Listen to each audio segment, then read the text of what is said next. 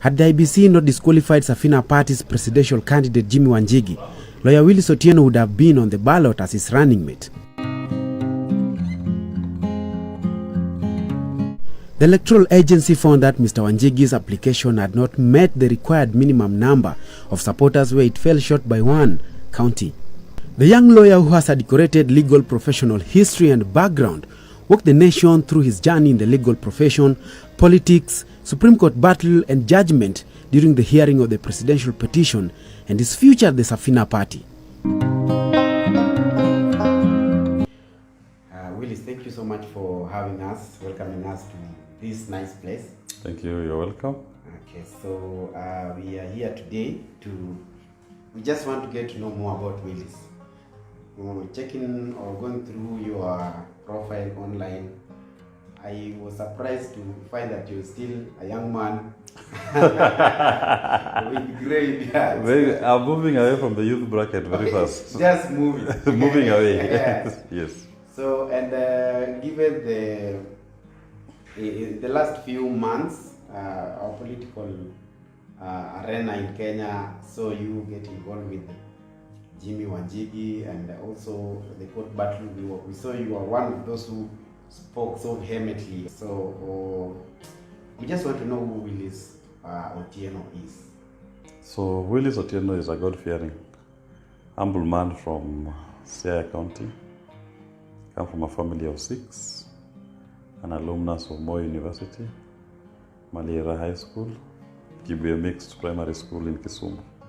So I'm a town boy by Kisumu standards. Okay. So mtu wa mtaa, I grew up in the mtaa. Okay. I grew up in a railway estate in Kisumu. My father was a railway worker. So growing up back in the day, in the vicinity of the railways, and just seeing locomotives move around and playing with the local boys, local football. I was not the best in football per se, but my combination was the best. I was a very good dribbler and passer, okay, but not very good at scoring. Yes. So is it true that you were born in 1984? No, I'm born in 1982. Okay. I'm born in 1982. Okay. I was born in Kisumu, Russia Hospital. That's where I spent my early years. I stayed in Kisumu from the time I was born up to 1995, when now I moved back to Alego. That's where my village is. And I did my secondary education in Game constituency, Malira High School, as I said. After which I proceeded to Moi University, studied my bachelor in law degree. Upon that, I went to Kenya School of Law for postgraduate diploma in law. I pupilled at Oraro and Company Advocates with George Oraro himself, under the tutelage of Oraro, Chacha, and the late John Ougo and Pamela Gale. They, in a way, shaped my inceptive view of the practice of law. Then after that, I worked at the International Commission of Jurists, yes, ICJ, with George Kegoro, who was the executive director. Or I should say this, before I went to ICJ, I interned also at the Parliament of Kenya. That was in 2008 when the office of the Prime Minister was established. I was the first cohort of the State University of New York fellows who were taken as junior fellows attached to Parliament, and I was attached specifically to the parliamentary office of the Prime Minister, Raila Odinga. We were working under Mr. Kip Kirui. After which I joined ICJ. From ICJ I worked at Transparent International with Samuel Kipila, the executive director. From TI I went to an African organization that supports election and election processes. It has a long name called Electoral Institute for the Sustainability of Democracy in Africa, abbreviated as ASA. It's based in South Africa, but with field offices in all regions of Africa. During my stint in ASA, the bulk of the work we were doing was supporting election observer missions. Specifically, we were providing technical support to all the AU observer missions in all elections in the continent. So a team will be sent to provide technical support. to all the AU observers. Partly that is where I can say I honed my practical skills on electoral processes. I had been interested in elections way back even at the university. In my undergraduate, I did my dissertation on what we call mixed member proportional representation, which is a model of electoral system that requires that the composition of parliament should capture both the geographical seats and what we call the non-geographical seats. That is to say, some members are elected based on party lists. The mixed member proportional representation is very important, and in developed countries like Germany, that's the adopted model of representation. Israel has it, New Zealand has it. There have been clamor to introduce it in America, as well, the United States of America and Britain. It's because you may have interests that needs to be represented which are not geographical in nature. For example, if we pick Wajakoya's quest to legalize bang, you may find that there are 1 million Kenyans who will wish that bang is actually legalized for medicinal use. But they are spread all over the country. They can never elect a champion from their small respective constituencies. But if you had a non-geographical seat, so you're a political party that advocates, for example, the use of medicinal marijuana, then these 1 million people from wherever they are, even if they're in Turkana, they're in Kisumu, they're in Eldoret, they're in Mombasa, they're in Kiambu, they're in Nakuru, they're in Nairobi. When they go all to vote and they vote for their party, and the percentage of this vote that party gets, that party will qualify to nominate somebody to the legislative body. The Greens party in Germany, for example, it's one of the most influential parties in Europe. But the Greens party has never gotten more than 10% of the parliamentary vote, the national vote. But because of the Green agenda and the fact that they've been able to get seats from the party list system, they have support across the country that cannot fit into one constituency. Their supporters who are spread all over Germany are able to vote for them as a political party, and then they qualify to nominate members to the Bundestag. And that has given them a platform, that has made them a very influential political party, that even when it comes to forming coalitions, the Green Party has always had a presence in government because you must negotiate with them, and the Green agenda forms part of the coalition negotiation that you have with them. So that was my dissertation in undergrad. Okay. Then when I did my LLM, before my LLM, I happened to qualify for a French government fellowship where they took me to École Nationale d'Administration in Paris. That is the School of National Administration. All the French presidents are alumnus of that school. And the training was on a fellowship on decentralization. That time we had just passed our new constitution, and we were trying to unpack the devolution as a concept. So I was privileged to be part of a cohort which the French government took just to help understand decentralization and how it works. An intensive program for which I'm grateful to them. It made me understand, earlier than most Kenyans, how the devolved system of governments can work and even how to make it better. I did my LLM in 2014 at University of Nairobi. It was on public law and governance. My specific, again, my dissertation was on scrutiny and recount of votes. You're seeing a continuous trend and interest in governance, and with specific emphasis on electoral processes. I discussed about how we can use scrutiny and recount as means of enhancing electoral justice in Kenya. So that is Willis on the academic angle. On the professional limb, when I finished my tour of duty with the ISA, I went into private practice. And I specialized largely on human rights and public law, governance issues. Most of the cases that I do in my law firm are what would qualify to be called as public interest cases. Okay.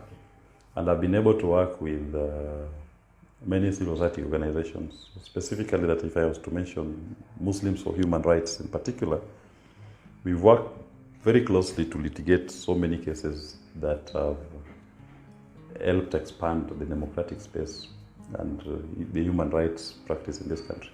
Inform Action, headed by Maina Kiai. Muri is headed by L.F. Khalifa, who is the chairman. Inform Action, headed by Maina Kiai, has also been a very key strategic partner in my work. I've worked with AFRICOG, Willis Otieno. Again, people who have been pushing for an expanded democratic space. Beyond that, in 2016, I was honored again to be a legal advisor to the Decentralization Commission that was set up in Mozambique after the peace process between Frelimo and Renamo. They ended up having what they were calling two commissions. One, the Militarization Commission. The other one was a Decentralization Commission. Because again, it was very important for them that they come up with a system that can accommodate competing political interests at national and local levels. So I was one of the legal advisors to the Decentralization Commission, appointed by the President of Mozambique, His Excellency President Nyusi. Again, gave me good exposure and experience in just unpacking how governance work. The penultimate of that process was a successful signing of a peace agreement, and they held a peaceful election. The last general election they held, and they're having another election next year. So that was the crux of that assignment. Then in 2017, I was honored to meet Jimmy Wanjigi, who introduced me to Raila Odinga. And it's interesting that in the first meeting that I had with Mr. Wanjigi at ABC, the person introduced us. In 2 minutes' time, we were talking like we are long-lost friends, and the person who was introducing us was the stranger in the meeting. And just unpacking issues of governance, elections, transparency of elections processes. He just told me, Willis, you're our campaign manager. Oh. That time I had not even met Raila Odinga. I mean, we had not been formally introduced. You're our campaign manager for these elections. He told me, let's meet Raila on Saturday. So that Saturday we go early in the morning, 7 o'clock. And in fact, maybe I should say this. At that time I was working for ODM political party. I was the chairman of the ODM Appeals Tribunal, dealing with all the nomination disputes that were arising from the 2017 party primaries. But I'd never met Raila Odinga. The appointment had been given to me from the Secretariat and the NEC. I think it is Ms. Odurongwen and Professor Adam Solo, who had proposed my name. I had been working with them on some issues. They proposed my name, and the NEC appointed me to that very influential position. So in the process of doing this appeals process, dispute resolution process for the party, I meet Mr. Wanjigi, who decides, you are the right comportment, you can be a campaign manager. I go and meet Raila for the first time now formally. And in 5 minutes, our chemistry was right. The energy between us was right. How was it meeting him for the first time? That was the first one-on-one, let me call it that. Raila has a presence, and he listens.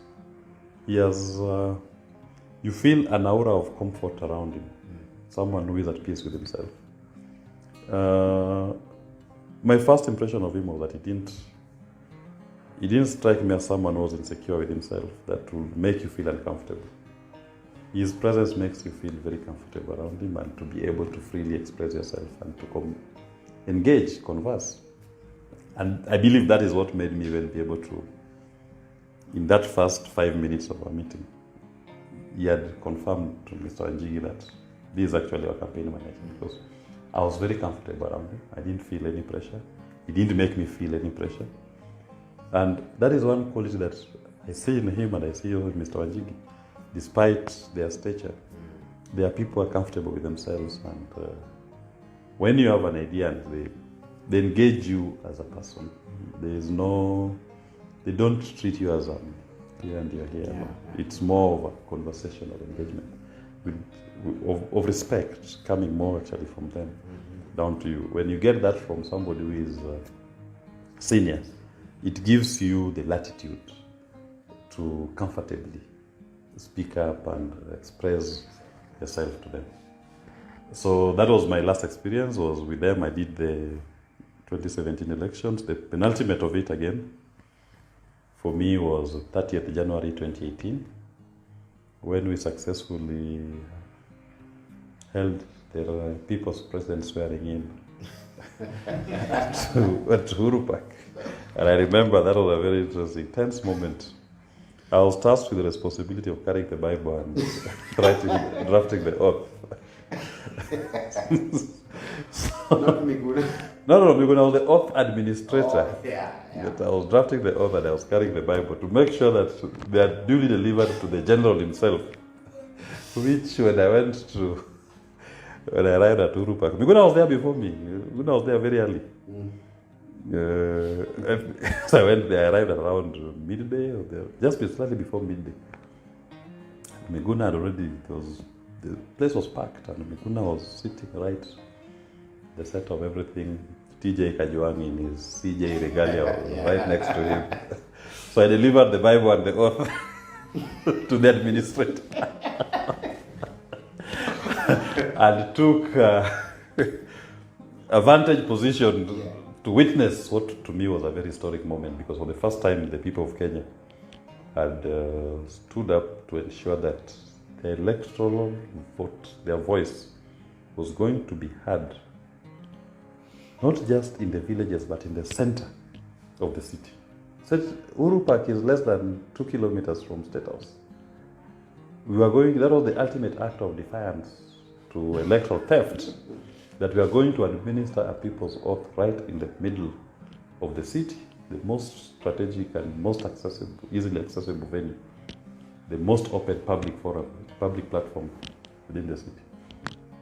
So that was, I was very excited that day, that we had actually achieved and actualized the people's voice through the administration of that oath.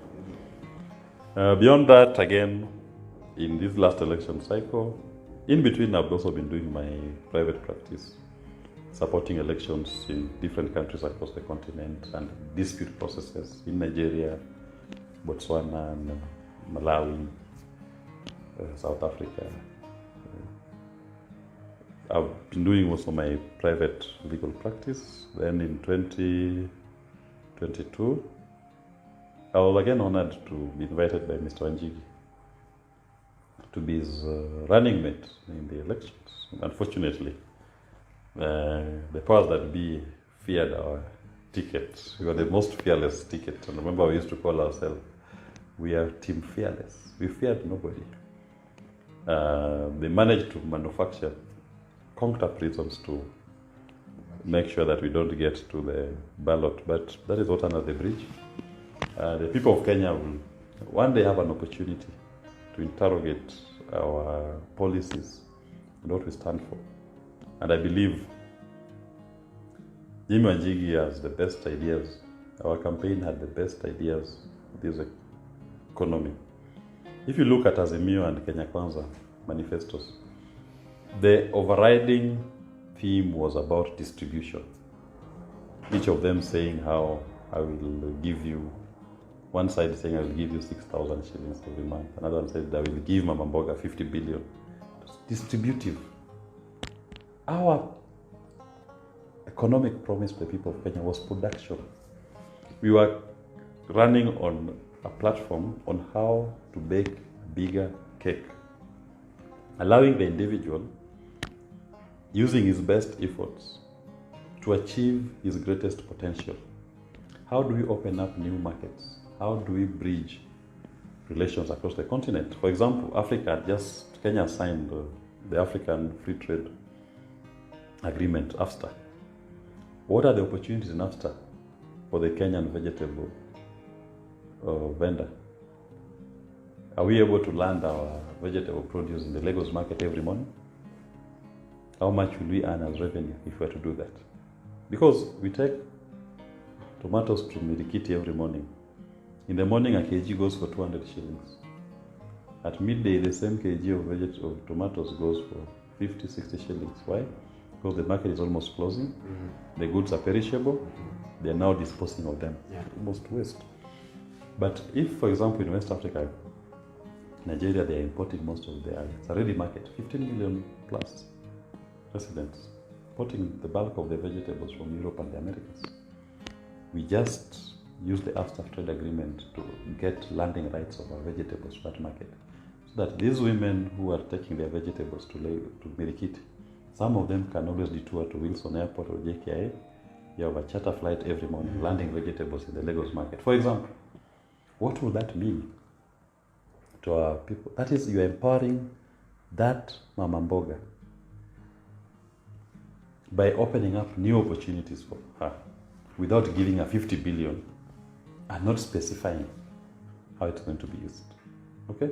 That's why we are about production. And remember, if you are able to, for example, land those rights, the entire value chain for those vegetables, those who will be packing, you're creating jobs for packers, the vegetable packers. You're creating jobs for transport. You're creating jobs for people in the aviation sector. So it is not just one person who is empowered. You are producing for many in that value chain until the goods land in Lagos. So that is the different approach that we had. And that is why we could not join any of these camps during the campaign, because their policies, their manifestos were anchored on a distributive agenda, while us, we believed on a production agenda. How do we make our people to produce more? How do we bake a bigger cake? So for them, they believe the cake is there. Uhuru's problem was only how to cut it.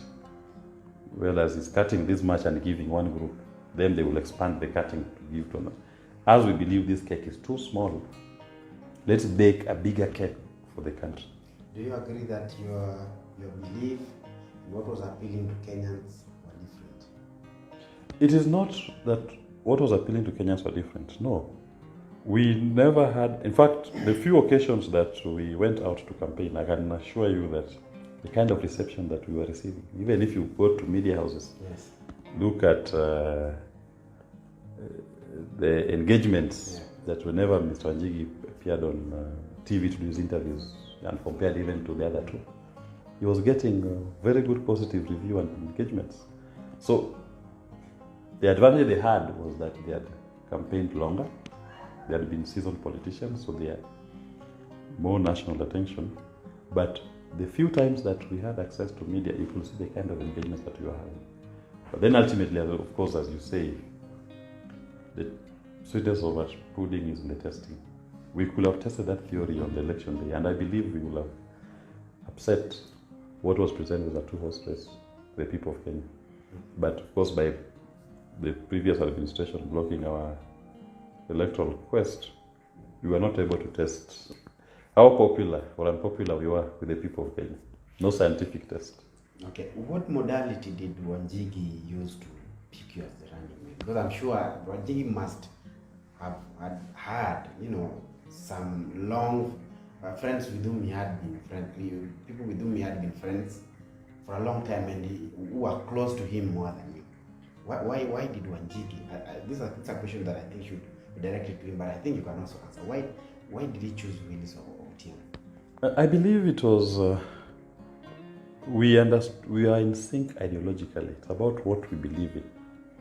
I understand his passion about baking a bigger cake and creating a production economy. And that is something that I hold so dear. Our commitment to the quest for the rule of law is something that we share deeply. Our belief in democratic, transparent elections, our belief in human rights. So we have so many shared beliefs, and in the last 5+ years that we've closely worked together, he's come to understand me more and more. Remember, in 2010, maybe I should take you back, there was an international warrant of arrest issued against al-Bashir. Yes. And al-Bashir was coming to Kenya. That time I was working at ICJ, I was barely 2 years in practice. And I went to the High Court with Wilfred Nderitu Senior Counsel. George Kegoro was the ED of ICJ at the time. And we went to domesticate that ICC warrant of arrest against al-Bashir. And we were fearlessly saying we want to arrest that man if he lands into this country. Because he had come to Kenya for the inauguration of the new constitution. And history replays itself in very interesting ways. Because 10 years later, after getting the warrant of arrest against al-Bashir, in 2021, I'm acting for Wanjigi, and I have a court order directed that George Kinoti DCI to return illegally confiscated firearms. And he refuses to return them. Disobedience of court orders without, and he's given a lot of time, almost over a year. And I go to court and I get a warrant of arrest. I commit him to jail. I convict him and commit him to jail for 4 months. So you can see, he is seeing my zeal for justice, my zeal for human rights, democracy. He's seen that I work with vulnerable communities, those who are victims of an unjust political and criminal justice system. And these are things that he also holds in deep in his heart. So we are what I can call, we are intellectual and ideological soulmates. It is such a natural connection between Mr. Wanjigi and myself. In fact, sometimes my wife asks me that you people talk every day. Start talking from 2 p.m. to, you can meet from 2 p.m. to midnight. What are you saying that doesn't end? The next day you're saying the same thing. I'm like, no, it's not the same thing. In fact, I don't even remember what we discussed.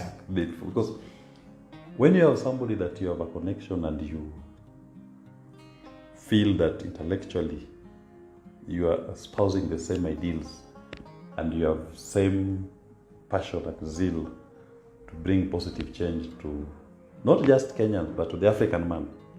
So that's we believe that it's time for the black man to occupy his rightful place in the Committee of Nations. Our quest to lead Kenya is not just for Kenya to prosper. It's for the black man, wherever he is, across the world, to prosper.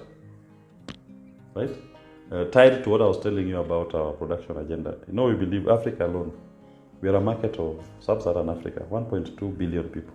That's a market. How are we able to expand and get this market? How can we trade? When can Africa start trading with itself? We produce and consume whatever we are able to produce. The more we trade with ourselves, the more the continent will grow. And COVID taught us something. Remember, it reached a point where the Western countries were producing vaccines and hoarding them. Mm-hmm. Africa was the last continent to receive vaccines. So we were on our own. That should have been a wake-up call to the continent that wait, look here. At the end of it all, if there is an Armageddon, a catastrophe that comes to this world, you're the last people. No one will care about you. So we must start thinking as the black people of this continent. How can we start thinking of how to build our own systems, build our own industries, trade with ourselves, build our own capacities, that if anything were to happen, we have the basic infrastructure to defend ourselves, the basic infrastructures to provide the medicines that are required. China has a population of almost 2.5 billion plus. The growth of China started by the ability of China to produce and consume what was producing. Then once they moved to surplus production, they were able to now expand across the globe as an economic powerhouse. Look at China today. Why can't we have the same for Africa? So these are the deep things that we discuss. And it is, I'm telling you, it's a deep commitment that disturbs me every single day, that you walk out on the street and you're seeing an innocent, beautiful child condemned to poverty. Not for anything, but just by the place where she was born. How can that be a fair society in this world? That you were actually born disadvantaged just by birth, which you don't choose. Nobody chooses where they are born. But you're disadvantaged at birth. And the system is rigged against you at birth. When you are born in that hospital, the health system would, the health workers were on strike because they were not paid. There were no medicines on that day. You are not able to get the best quality care, health care for a child. You go home as a child, you're taken home by your parents as a child. You suffer malnutrition because your parents are not earning enough. A wage bill that will guarantee them a life of dignity. So this child suffers from malnutrition. This child goes to school. He's not getting quality education because the teacher is poorly paid. The child is hungry, he's not feeding at home. So he spends half the time in class not concentrating. That child proceeds to university. Again, the same challenges that he was facing in childhood. Lecturers are not well paid. There is no investment in research that will enhance the knowledge and capacity and the potential of this child. This child matures to the workforce. He's graduated. He's not able to get a job that commensurate with his qualification. So you are finding a graduate, and this is very sad. I don't have an issue with border borders, but border border is a default setting because the system has failed to create sufficient jobs to our qualified young people that they are now forced to just live for a day. So you grab a motorbike, you find whatever you can, and the cycle continues because this person, a graduate, qualified graduate, doctor, lawyer, teacher, journalist, physician, is now reduced to riding a border border and has a family. So you're seeing a continuous cycle of poverty because that person's child also will go through the same. And that disturbs me a lot. That if we really want to grow as a country, we must be able to give our people a life of dignity. What is dignity? Dignity is the ability to live as a human being. That is all that we're asking for. And the leadership of our country has failed to guarantee that. We've tested these systems for the last 60 years. Look where we are. It's more of the same. So in our campaign, we were looking at a different approach to politics. A business approach to politics that enthuses human rights, democracy, and social justice as the core that influences and informs decision-making processes. That I will be happier if I woke up today and I told you that the middle class in Kenya, I will be happy. Today, if I told you, do you know how many Kenyans earn 100,000 shillings plus? It's only 80,000 Kenyans. 80,000 Kenyans only. Do you know how many Kenyans have mortgages? 25,000. 25,000 mortgages offered by banks there. 25,000 only. Okay. So there's no middle class in this country. Right? We are one disease away from poverty, even those who claim to be middle class, because the healthcare system has collapsed. So these are things that are so dear to me that sometimes I cry. It is so painful that why should a white man live a life of dignity? Because they've created working political systems, and ours are not working. And the black man, African people, we are largely very healthy. You go to NHIF, go to hospitals. Of the almost 70 billion Kenya shillings NHIF collect, do you know how much of that goes to public hospitals? Less than 18%. The bulk of it goes to private health care workers, service providers. Sorry. Why can't we just fund our public health system and monitor, follow up? We are able to fund our health, invest in primary health care, preventive medicine. Preventive health care should be the backbone so that you are able to deal with infections at the primary level before they escalate. You are able to deal with early diagnostic of diseases before they mutate into uncontrollable. Because even cancers can be controlled if detected early. The only major problem most people with cancer face is the late detection, diagnostic. So why can't we invest in that kind of health system?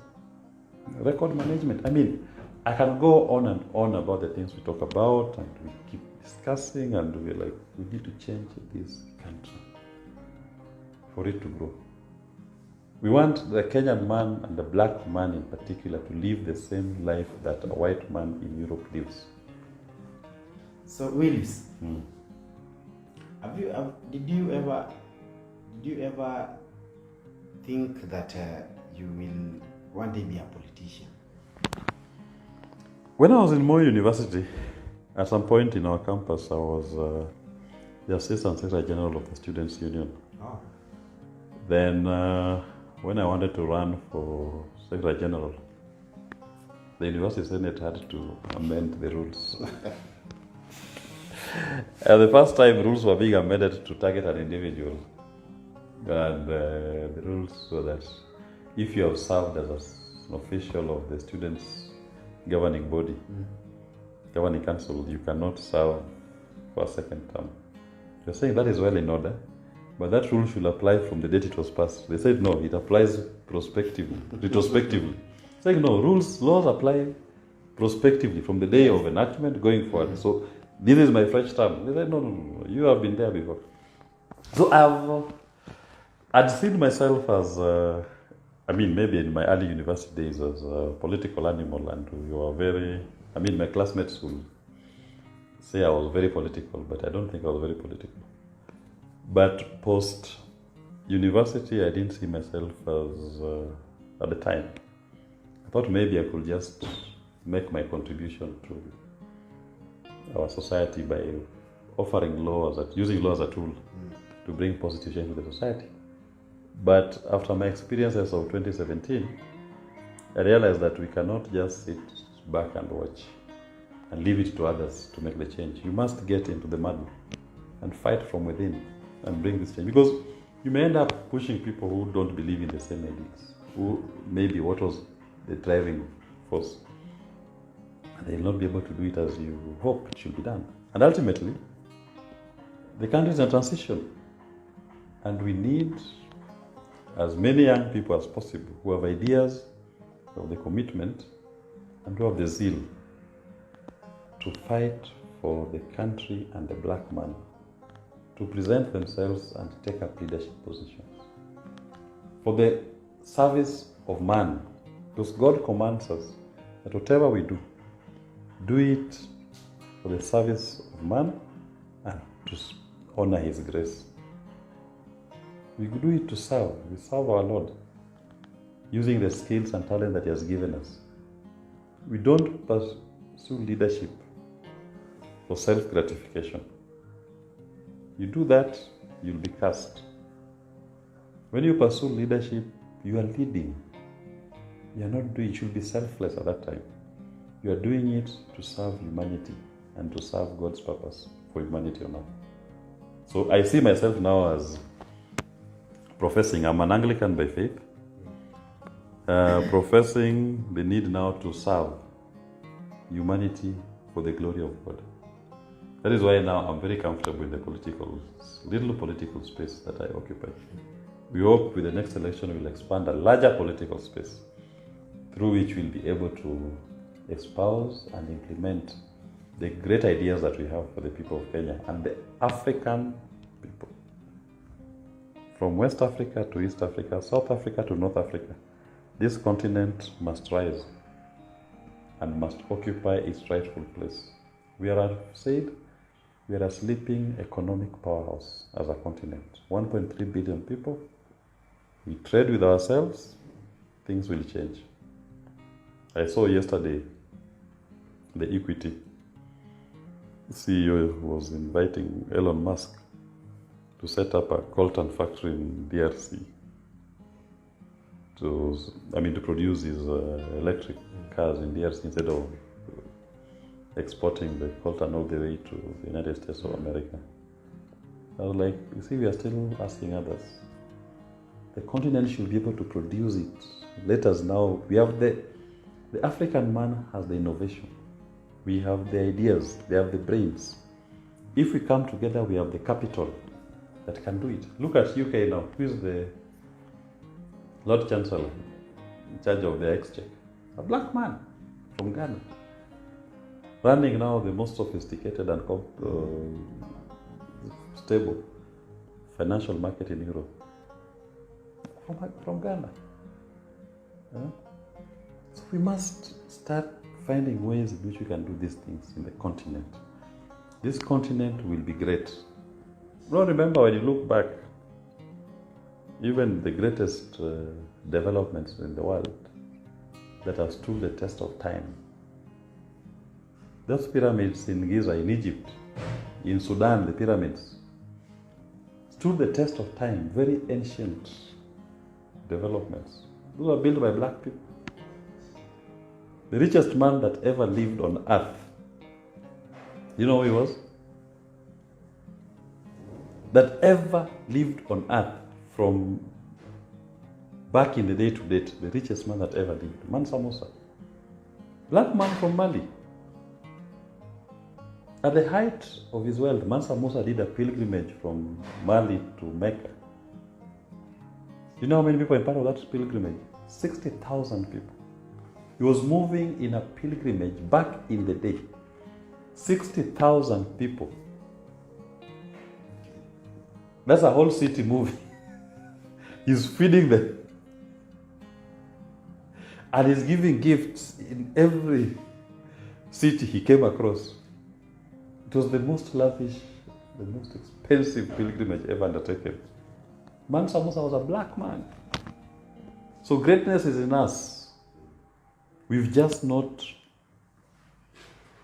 lived to our full potential because of bad politics. That is going to change in our administration. Okay. So, Willis, you are among the, common faces that we saw in the Supreme Court during the presidential petition hearing. Yes. How did you receive the judgment?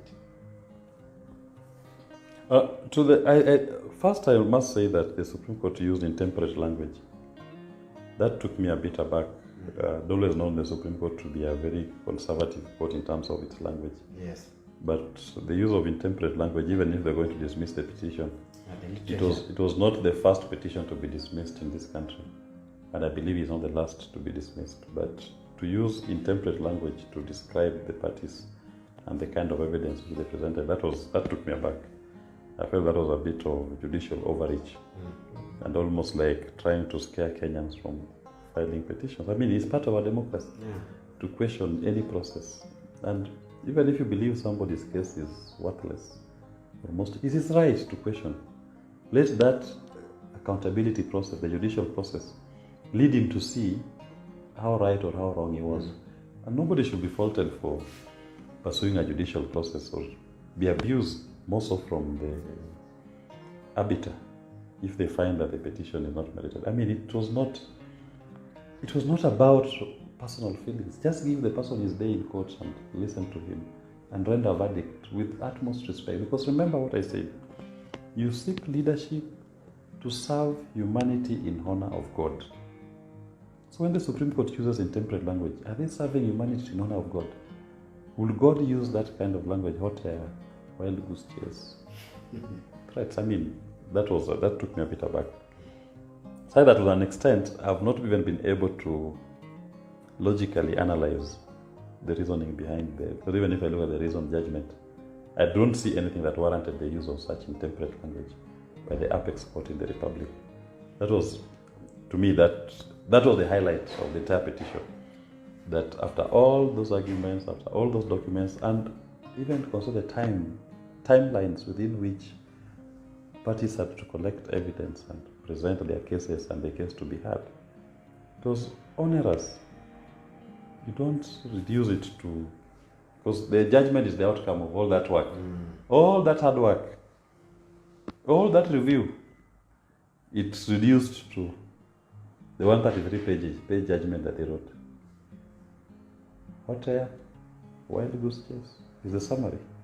No. At least you must appreciate that people wanted to hear more, and they should have used more accommodative language and expressions, even if they are going to dismiss the petition. That was my take of that case. Do you think Azimio had a weak case? I cannot say so. Having been a petitioner's lawyer in the case itself, because there are some cross-cutting issues between the Azimio petition and our petition. The petitioners had a very strong case. And in fact, even the Supreme Court, ultimately, if you ask the Supreme Court the question, which is the agency that is responsible for tallying and the verification of election results, the Supreme Court in the judgment says IEBC and not the chairperson. That's what they say. But then they say IEBC tallied and verified the results of the elections. Then they go further and say, before them, you have 4 commissioners of IEBC saying we did not verify and tally all the results. And one lingering question that will continue in my mind is the question which was asked by the Chief Justice. What happened? Why did the public announcement of the results stop in the night? And that may not have led to what was described before as the PIKI PIKI PONKI games to decide the winner. I'm waiting for the answer to that question. The Chief Justice has not gotten the answer herself. It was not given. Why did the open announcement of the votes that have been tallied and verified stopped? Why was it stopped? Do you think it was intentionally swept under the carpet? Of course. They ignored it. They asked it. You know, once a court asks a question, that court has a responsibility to make sure that the question is answered. And whichever way it is answered, it should even record it in the judgment. Yes. The answer that was given, and if it believes that answer. It is not just hot air to ask a question by a judge. A question asked by a judge is a very important question. Actually, I normally pay in my practice, I pay more attention to the questions judges ask me than even what is said by the other side. Because for a judge to ask you a question, it means that she has or he has seen something that will guide them in arriving at a decision. Yes. So now we have Ruto got sworn in and he's serving. I don't know if this is a question I should ask you, but do you think we should give him, Kenya that is, should give him the chance to see if he'll be able to serve well and, make sure that all the promises that he had pledged are going to... The chance, he has been given the chance. What do you mean by we should give him? We have given him. I mean, he has been sworn into office. So he has been given. So what more chance will he need to be given? He wants people to sing on the streets, Nyayo? No. He has been given the chances in office. He has his parliamentary leadership. He has his cabinet nominees. So he has been given the chance. What Kenyans need to do going forward is to hold him to account. Not to keep quiet, because sometimes people say, give the government a chance to work, to mean keep quiet, don't question, don't criticize. No. The provisions of the Constitution are still working. Transparency, accountability are still part of our governance. And you start demanding of them now, not later. So the chance has been given. What needs to happen now is making sure that there is transparency and accountability as he implements his mandate and promise to people of Kenya. In fact, I would be sad if Kenyans kept quiet, because then you are not holding your leaders accountable. Then later on you start complaining. You need to hold your leaders accountable from day one in office, because they may go off tangent, and bringing them back into check may be a problem. So we need to hold them to account from day one. From day one, you check, question, you say this, have you done it? You promised this, have you done it? What, this? That should happen. Kenya should not wait. The chance has been given. It's now time to implement. Now, what's the way forward for Wanjigi, maybe Wanjigi and Willis? Jim Willie ticket is the ticket that will liberate the people of Kenya. We are Safina. You remember in the story of of the Bible, Noah's Ark. Yes. When the people of Israel had gone against the word of God, and there was great iniquity in the nation, the Lord sent floods, and he asked Noah to build an ark. And Noah begged people, let's build this ark together. I've been told by God to build an ark. The floods are coming. Let's build an ark. And they were laughing at him that this Noah is a very mad man. Which ark is he talking about? The way it is dry here. Which floods? This land of ours, where will floods come from even? We are so far. We are in raised territory. We have high mountain. This man is a madman.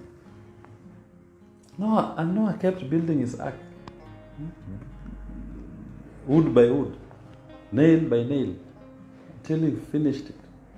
Then Noah still, out of his love for humanity, he told them, no, let's go, come enter the ark. People were laughing. It started raining. They were celebrating the rains have finally come. No, I said, these are floods are coming, enter. They refused. Kenya is exactly at the moment where Noah was in biblical times. The things I've just enumerated to you, the economic problems that Kenyans are facing, the iniquities in our republic, calls for salvation. We cannot apply the same modules that have led us to these problems to solve the same problems. The solution to our economic challenges, our governance challenges, lie in entering the Noah's Ark, Safina. Get into Safina. Let us change our governance. Let us change the trajectory of our nation. Because look at, I always say, Jubilee, Kenya Kwanza, Azimio, they're all part of Jubilee. In one way or another. They were part of the problems. How do you expect them to solve? They're not. But Safina, we are fresh. We are fearless. We are the ones who've been sent by God. He told us to build an ark in honor of his name and to bring the people of Kenya and the African man to the ark, symbolically, so that we can rescue ourselves from this economic dragon that is swallowing our people. So, Safina is the way to go. Okay. Jimmy Wanjigi is the steward of the vessel. I am his able captain, deputy captain, assisting him to steer the vessel onto Mount Ararat, that mountain which God had created where the ark will land, yes, where the people will be saved, where the Kenyan people were going deep economic problems.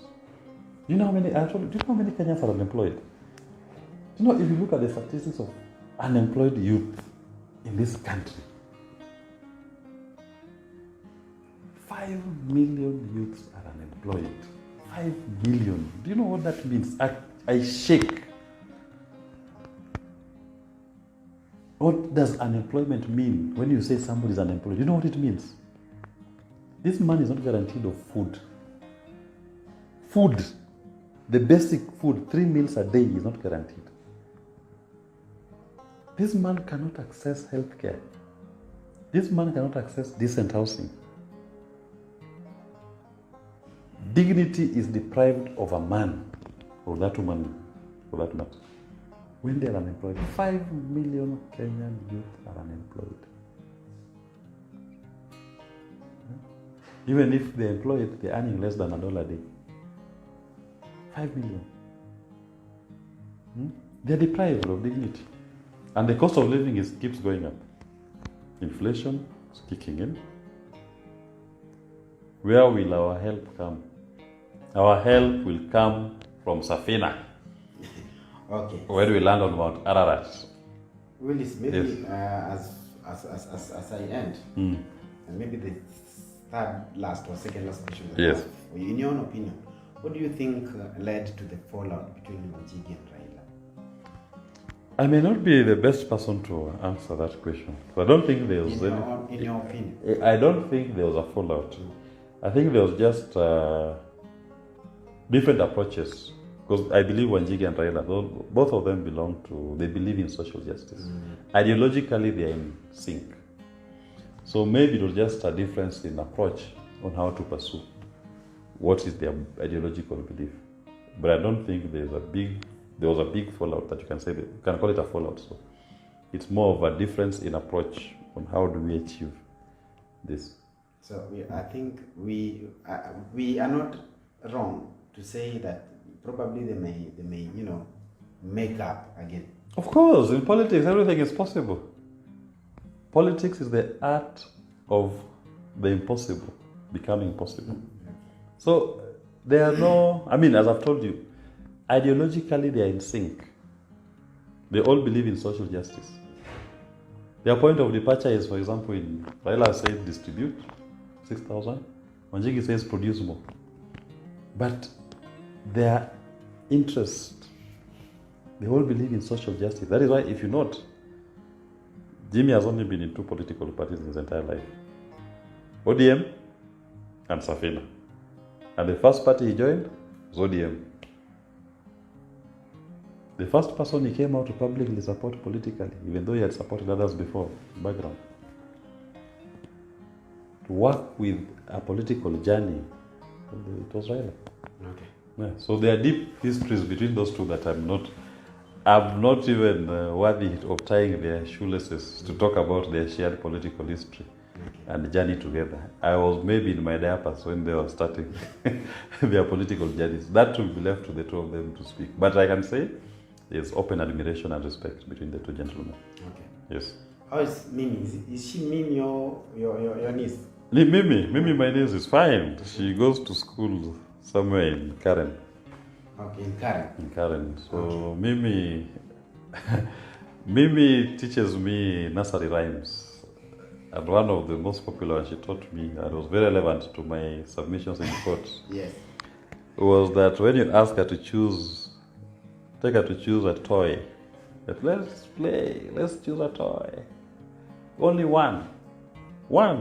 And you give her 2 or 3. It says, Piki Piki Ponki, Paka Melodies. Go! This one!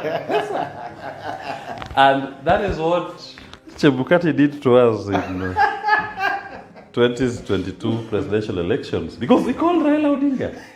He called him in the morning. He called William Ruto in the morning. Yes. Come to Bomas at 3 o'clock. He called them.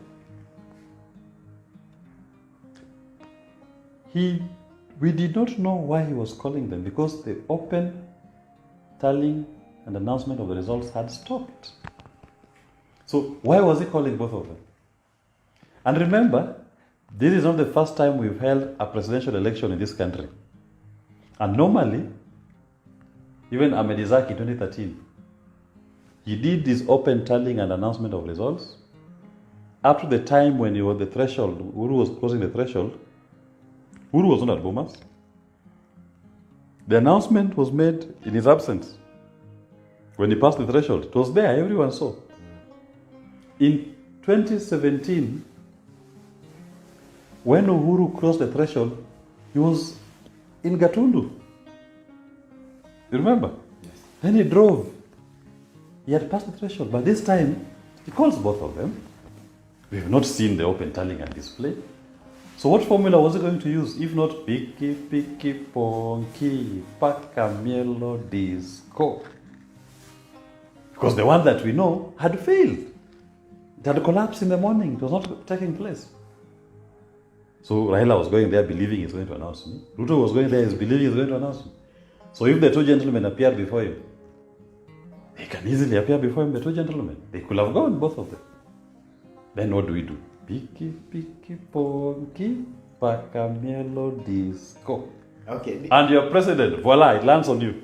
That is what he was doing. How did Mimi react to this, Piki Piki Ponki game that? I told her to shoot me a video. No, Mimi is still a minor, still a child. She's not on social media, so she doesn't know. So when we were showing a picture, they are singing my song. Who gave them my song? Uncle Willis. Yes, Uncle Willis is singing my song in court. Uncle Willis, that is you. You're singing it without me. Okay, Willis, it's been a great pleasure. Thank you very much. Thank you so much for allowing us to your space and getting to know you better. Thank you very much. It was a pleasure. Okay. Thank you.